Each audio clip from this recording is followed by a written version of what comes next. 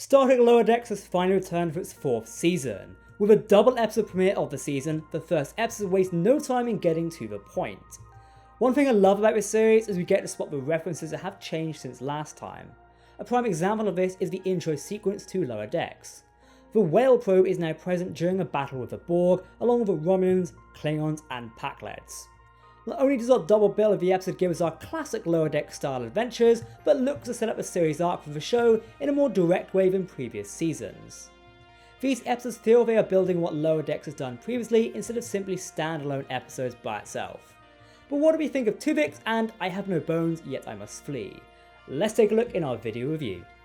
Spoiler warning, this is our full review of Lower Decks' first and second episodes of Season 4. As such, you have been warned. If you've not watched the episodes, turn away now.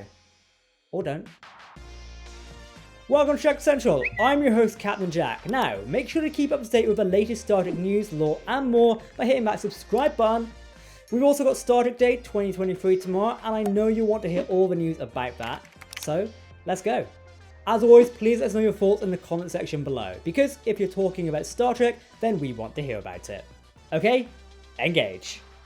The premiere episode of Season 4 is very much a Lower Decks episode, filled with deep cuts of previous Star Trek shows. Deep Space Nine may have gotten the spotlight last season, with the Cerritos visiting the titular station, but this time it is Voyager's turn.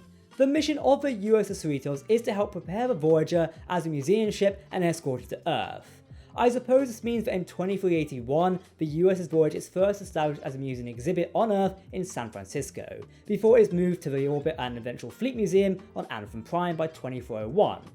This episode had a lot of deep cuts for Star Trek Voyager, with macroviruses, animatronic salamander babies, and even Michael Sullivan. These are like boys' deepest cuts! Not as deep as my cuts! What I have to say is a lot more creepy in this than he was in Voyager, especially with how he treated Mariner. Despite that, Mariner helps inspire Boimler to save the day aboard the Voyager, and stop the carnage from spreading. With the macrovirus turning Borg nanites into massive nanites. Yeah. It is interesting adding Prodigy and now Star Trek Picard into this, as these macro nanites seem to be plotting Voyager to a Borg cube. Probably a dormant cube rendered inert by the neurotic pathogen or an alt future timeline Admiral Janeway. Yeah, Borg history is quite complicated now. I hope whenever writing that Star Trek Explained video, oh boy oh boy. And talking about other shows, it was nice that this episode brought up the Star Trek Strange New Worlds Lower Decks crossover episode. Even if it was just a single line said by Mariner about them not mentioning the Pike situation. I do have to say, from an animation and art style perspective, this episode was really nice. How they were able to make characters like Dr. Chaotica feel like the live action counterparts in the black and white styling, but with the film grain like effects, it was a really nice touch. Boimler saving the day and making the tough decisions, like saving an engineer instead of the rest of the crew. It eventually ended him in getting a promotion by the end of the episode. I will say, this promotion aspect of the episode felt almost too quick. Every single character of our Lower Deckers got a promotion apart from Rutherford, even to Lynn, for all we know as the audience has only just been around for the ship for a few days. How long it's been between seasons, we don't really know. With regards to Lynn, it is nice seeing her on the ship after last season's finale, having her appearing on the Cerritos. Tendi and Lynn go off on their own adventure while the Voyager stuff is occurring, with the Cerritos being overtaken by Tuvix-style clones. They worked really well together, and it was nice to see them together as a pair. Tendy's always seemed to be that positive emotional person, and that is basically the same with Rutherford, so pairing Tendi with Lynn is a really great dynamic and something that the episode showed off well. So I'm looking forward to more interactions between these two characters. The final aspect of this episode which I both really liked and really disliked was the reintroduction of a Klingon ship, the IKS Chikta. From a fan favourite Lower Decks episode, Wei-Douge. They appear at the end, with Captain Mahar still in captaincy. I was really happy to see they returned. Lower Decks has established some great characters and they should use them well. However, they are simply introduced to set up the season's long arc for this episode, and that is to establish a threat the arc has. The Klingon ship comes across this unidentified ship and gets destroyed immediately. In my opinion, it does kind of suck to have these cool characters simply killed in this way, but it does establish a threat of this antagonist as well. So we will have to see how this plans out for the rest of the season. Overall, episode 1 of Lower Decks Season 4, don't wrote Season 1 of the script, was great. It was a standard Lower Decks episode which leans heavily into nostalgia and Easter eggs, but then also moves our characters forward and sets up the story for the rest of the season. But we didn't only get one episode, we got 2 episodes, so how was episode 2? Now, episode 2 is titled I Have No Bones, Yet I Must Flee, which is definitely a Lower Decks title if I've ever heard one, and this was definitely a Lower Decks episode. The opening of episode 2 of Lower Decks Season 4 actually introduces a brand new Romulan style ship. It seems to be a variation of a Decks class of ship. What is interesting about this starship is that some original concept art for the Romulan Decks class had the ships vertical like this, but was eventually changed to make them more horizontal, so it's nice to see the vertical variant. I hope it's like an actual class of a ship and not just a subclass. Either way, I want to know more about it at some point. Now, we recently did a ship breakdown on the Decks class, and we talked about this original concept art, so if you want to know more about that ship and its history and lore, go check it out, thumbnail is here. Regardless of the new class, it's wiped off the board right away. The Romulan starship is destroyed by the same ship we see at the end of episode 1. I feel like the impact of this would have been more deep if this was not a double episode premiere.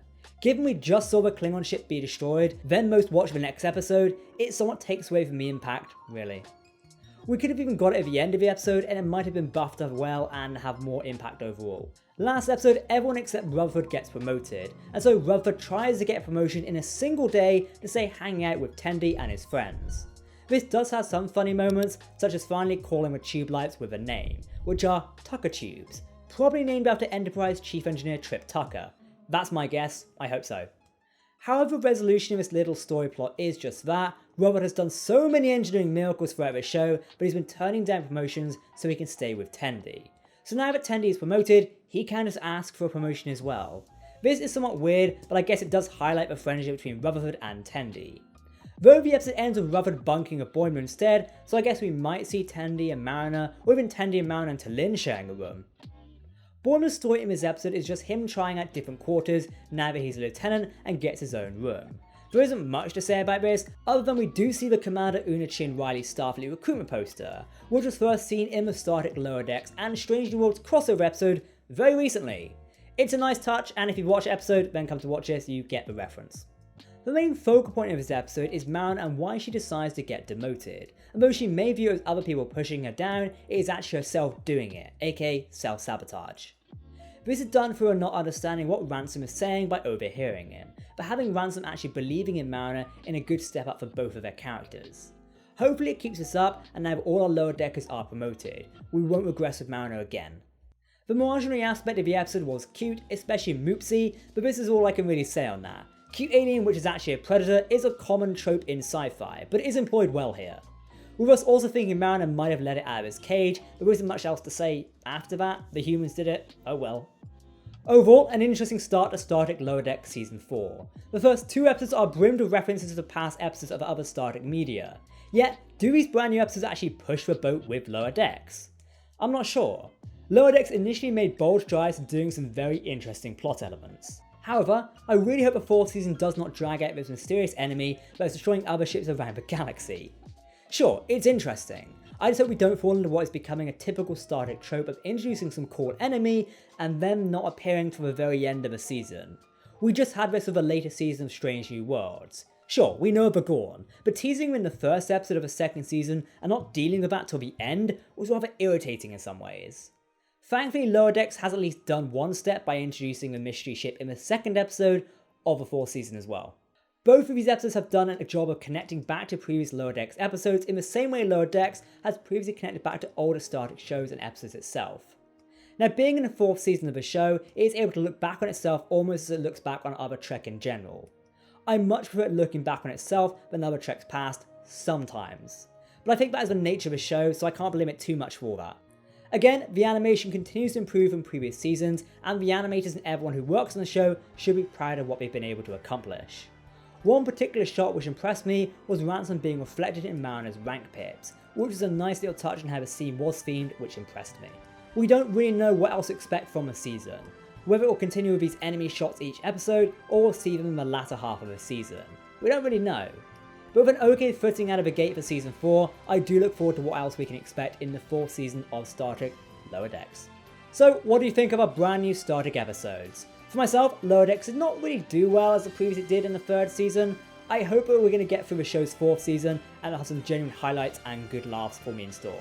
In the meantime, if you want to keep up to date on all the latest Star Trek news, lore and more, then hit that subscribe button to never miss a video from the team here at Trek Central. You can also follow us on social media or join our community Discord server. For now, I've been Captain Jack, thanks for watching and we'll see you next time. Live long and prosper my friends, goodbye.